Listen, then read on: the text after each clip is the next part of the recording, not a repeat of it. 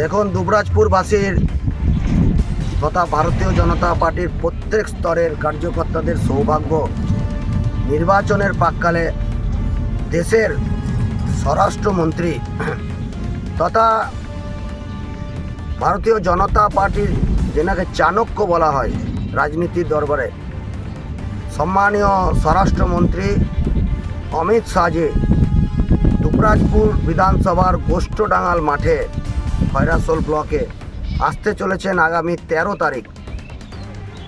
সেই জন্য আমরা আজকে মাঠ পরিদর্শন করলাম এবং আগামী যে কর্মসূচি আছে সেই নিয়ে আমরা আলোচনা করলাম।